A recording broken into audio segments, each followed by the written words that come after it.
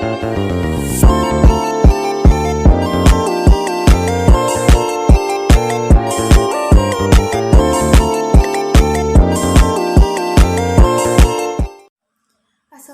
warahmatullahi wabarakatuh. Halo semua, halo teman-teman.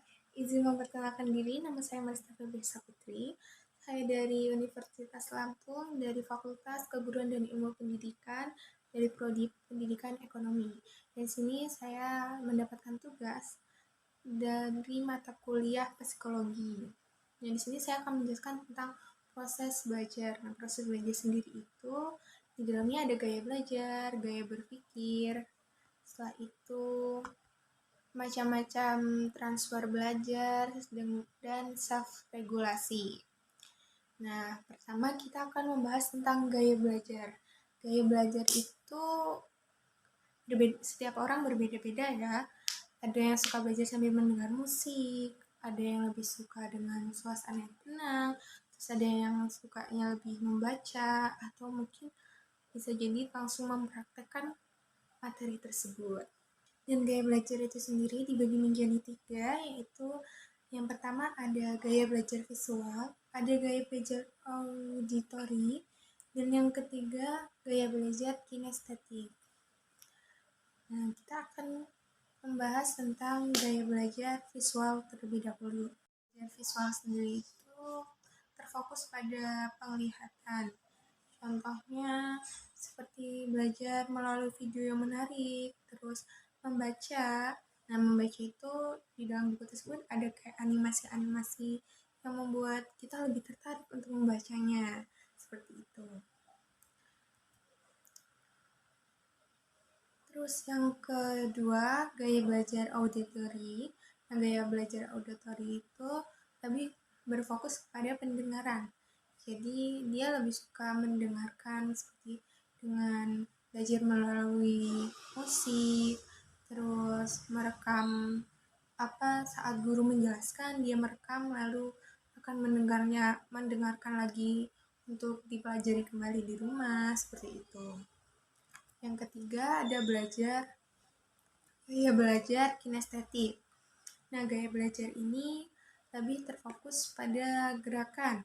Jadi seperti lebih sering mempraktekkan materi yang ia pelajari di sekolahnya, seperti itu.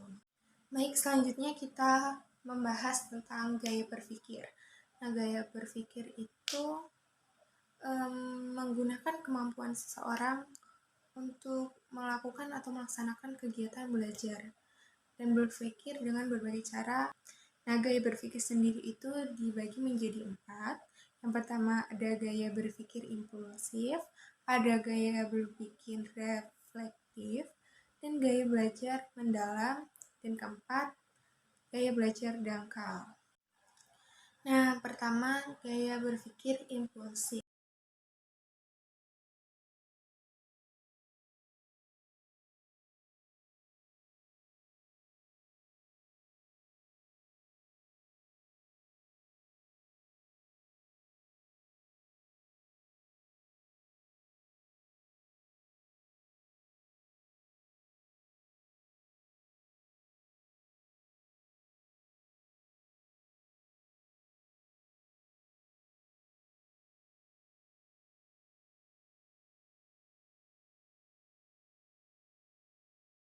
Selanjutnya gaya berpikir mendalam dan gaya berpikir dangkal. Nah, gaya berpikir mendalam itu mereka memahami makna materi tersebut. Dan jika gaya berpikir dangkal, itu mereka sekedar mencari apa-apa yang perlu dipelajari saja. Murid yang belajar menggunakan gaya berpikir dangkal tidak bisa mengaitkan apa-apa yang mereka pelajari dengan kerangka konseptual yang lebih luas. Mereka cenderung belajar secara pasif, seringkali hanya mengingatkan informasi. Untuk pelajar yang berpikir dengan gaya mendalam, itu lebih mungkin untuk secara aktif memahami apa-apa yang perlu untuk dipelajari dan untuk diingat. Jadi pelajar mendalam menggunakan pendekatan konstruktif dalam aktivitas belajarnya. Selain itu, pelajar mendalam lebih mungkin memotivasi diri sendiri untuk belajar. Sedangkan pelajar yang menggunakan gaya berpikir dangkal itu lebih mungkin akan termotivasi belajar jika ada penghargaan dari luar seperti kayak pujian atau tanggapan positif dari guru dan orang-orang sekitarnya. Selanjutnya ada macam-macam transfer belajar. Nah, transfer belajar itu sendiri ada 4, yaitu transfer positif, transfer negatif, transfer vertikal, dan transfer lateral. Jadi yang pertama kita akan membahas tentang transfer positif. Nah, transfer positif itu transfer yang berakibat baik terhadap kegiatan belajar selanjutnya. Jadi, transfer positif itu memungkinkan seseorang anak didik dalam menghadapi situasi yang baru memperoleh kebaikan-kebaikan dan bahkan dalam menghadapi itu dapat lebih efektif dan efisien.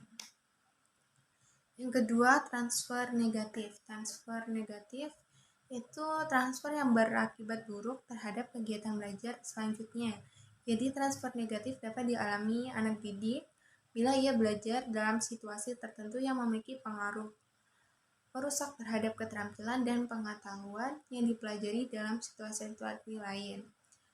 Jadi, transfer dikatakan negatif dalam penggunaan hasil belajar untuk menghadapi situasi baru mengalami hambatan, kesulitan, kerusakan, dan sebagainya. Yang ketiga, transfer vertikal. Nah, transfer vertikal ini adalah transfer yang berakibat baik terhadap kegiatan belajar dalam mempelajari pengetahuan atau keterampilan yang lebih tinggi atau rumit. Jadi transfer vertikal ini contohnya anak didik sekolah dasar yang telah menguasai prinsip penjumlahan dan pengurangan pada waktu mendidik kelas 2 akan mudah mempelajari perkalian pada waktu dia mendidik kelas 3. Dengan demikian, penguasaan materi pelajaran kelas 2 merupakan persyaratan untuk mempelajari materi untuk kelas 3. Keempat yaitu transfer lateral. Nah, transfer lateral itu transfer yang berakibat baik terhadap kegiatan belajar pengetahuan atau keterampilan yang sederajat. Jadi transfer lateral ini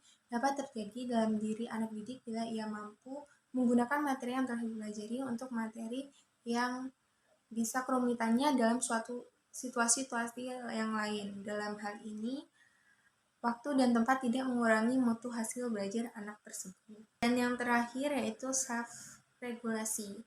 Nah, ini proses yang dilakukan individu untuk mengatur pencapaian dengan menentukan target, mengevaluasi kesuksesan individu saat mencapai target tersebut, dan memberikan penghargaan pada diri sendiri karena telah mencapai tujuannya. Faktor-faktor yang terkait dengan self-regulasi ada efikasi diri, yaitu keyakinan individu tentang kemampuan dirinya dalam melaksanakan tugas atau melakukan sesuatu tindakan. Yang kedua, faktor ekspektif hasil, yaitu harapan seseorang tentang pencapaian suatu hasil dari upaya yang dia lakukan. Yang ketiga, faktor motivasi intrinsik, yaitu berasal dari dalam diri tanpa kontrol dari luar, yang akan menjadi alasan seseorang menyelesaikan tugasnya karena tanpa adanya dorongan dari dalam diri, maka kegiatan belajar tidak akan dilakukan. Yang keempat yaitu faktor orientasi tujuan, yaitu fokus pada pelajaran dan aktivitas belajar yang sedang dilakukan serta fokus pada tujuan sehingga apa yang ia lakukan akan berhasil. Kelima, faktor observasi diri, yaitu pengamatan individu terhadap strategi yang telah dilakukan yang mengacu pada penelusuran seseorang terhadap aspek yang spesifik dari performance yang mereka tampilkan. Yang keenam, yaitu faktor pembandingan diri. Jadi melihat kesesuaian tingkah laku dengan standar pribadi, membandingkan tingkah laku orang lain, menilai berdasarkan pentingnya suatu aktivitas, dan memberi atribusi performansi. Yang ketujuh adalah reaksi diri. Jadi seorang individu akan memberikan respon dengan mengevaluasi diri sendiri, positif maupun negatif, kemudian menghadiahi atau menghukum dirinya sendiri. Nah, sekian dari saya tentang proses belajar. Semoga bisa bermanfaat untuk kita semua. Saya akhiri. Wassalamualaikum warahmatullahi wabarakatuh.